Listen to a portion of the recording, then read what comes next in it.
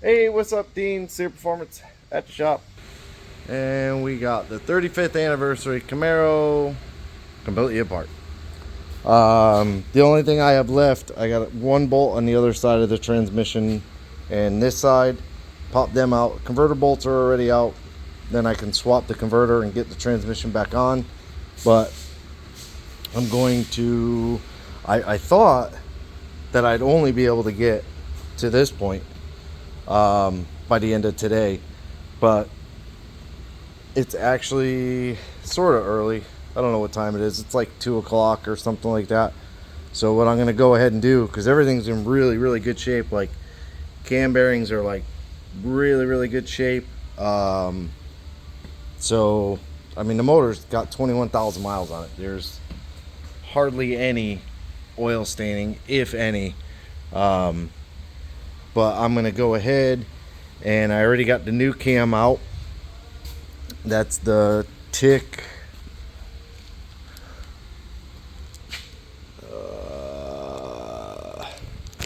I can't remember nothing.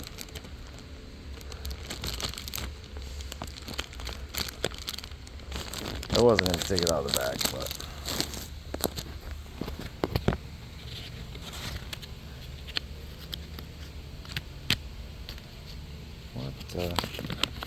funky paper. So this does not say which one this is. That's the part number. LS315654144-144312. I believe this is the Street Heat Stage 3. 636 lift on the intake, 610 on exhaust, 244 duration on exhaust, 239 on intake, 112 lobe separation. So should be good, but I'm gonna go ahead and get this in there and then get the new lifters, new buckets in. I did get new buckets, even though these ones are like, I mean, the lifters and buckets are like brand new. That's from my grimy hand, but gonna replace them like we always do. I'm gonna get all that in, time it, get the cam gear on, and I got the front cover over there so I could scrub it down. It had a valve cover leak, which is pretty wild because it didn't look like anybody's ever been inside the motor. But right there you can see the gaskets pinched over. So I got new gaskets coming because I don't have any here. I thought I had some, but I don't. And then I got to get the AFR heads and the valves and the springs and everything, because we kind of spec these a little bit different for what we're doing. So it's more of kind of like a custom setup, but new buckets, new lifters, all the stuff is there. But I gotta assemble the heads before I can put the heads on, and then clean. I gotta clean up the surface and all that stuff. But there's like minimal to clean up, like a razor knife across that. Those gaskets popped right off, super easy. So I'm gonna get back on it, shove the cam in, shove the lifters, the buckets, and the timing chain, gear and chain back on, and then I'll pick back up. Hole ready. So block was cleaned, new lifters are in, new buckets are in, bolted down, head gaskets are on, new cam, new retainer. I always change the retainer. Even this one, it's pretty crazy, 21,000 miles.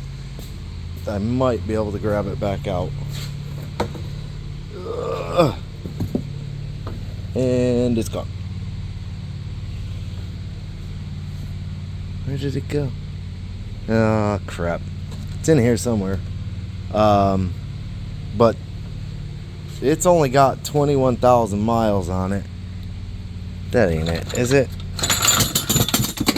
Definitely not that one. Ugh. But anyways, the rubber was almost completely flat on it. Can I leave it over here? Does anybody see it? I don't see it. Yeah, but anyways, the rubber was like almost flat on it, which I honestly wasn't expecting, but it's got a new one. So new one,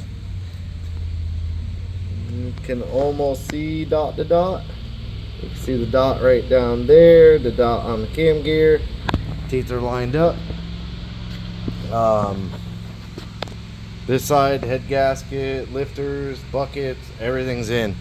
So I can't put the front cover, I gotta clean it. So I'm gonna go ahead and clean that and then put the little dabs of goop and get the front cover back on probably before I leave here today. And then tomorrow when I come in, I'm gonna bring down a bunch of cups. I've seen a lot of people use like red Solo cups and you throw all the bolts and you mark exactly where each ones go. Some of these I need, some of them I don't. But when I come down tomorrow, I'll probably clear the bench off. Nathan's been putting all the rings on the pistons. So he's got almost all of them done. He should have those done in the morning.